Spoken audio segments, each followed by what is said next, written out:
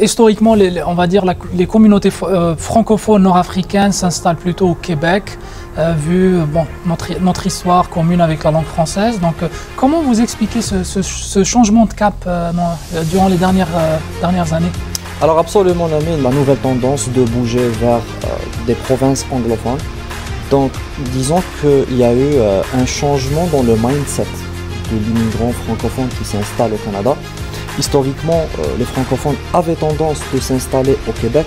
Les premiers immigrants francophones, que ce soit d'Algérie ou des autres pays d'Afrique du Nord, s'installaient essentiellement à Québec pour des considérations linguistiques en premier lieu, et en deuxième lieu, vu les facilités que le Québec offrait à une certaine époque pour couvrir une sorte de manque qu'il y avait dans la main-d'œuvre, en faisant appel à de la main-d'œuvre qualifiée francophone, de toute catégorie, de toute discipline confondue.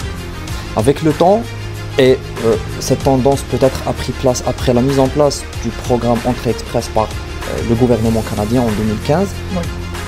qui visait un peu à faire contrepoids avec le flux d'immigration qui se dirigeait essentiellement vers le Québec, parce que comme on sait tous, l'Entrée Express, elle concerne tout le Canada sauf le Québec.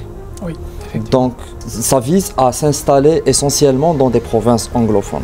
L'immigrant francophone, avec le temps, peut-être qu'il a pensé à tenter quelque chose de nouveau, aller vers des provinces anglophones en dépit du challenge linguistique ou du challenge culturel, mais de tenter un peu quelque chose de plus dynamique.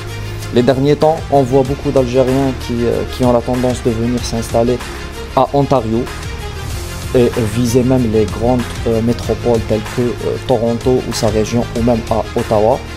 Et c'est expliqué, c'est largement expliqué, parce qu'il ne faut pas oublier que la province de l'Ontario représente à elle-même environ 30% du marché de travail canadien. Et si on veut parler de Toronto spécifiquement, à elle seule, elle représente 60% du marché de travail ontarien.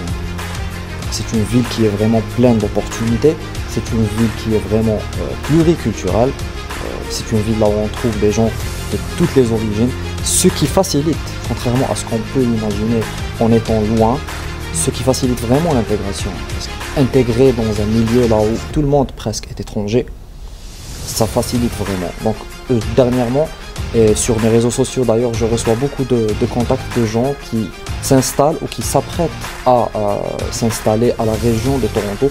Moi je trouve ça vraiment très ambitieux, j'encourage vraiment ça. Parce que moi je pars du principe et je dis que si on a quitté notre pays, il vaut mieux hausser la barre des attentes et hausser la barre des ambitions et viser vraiment haut.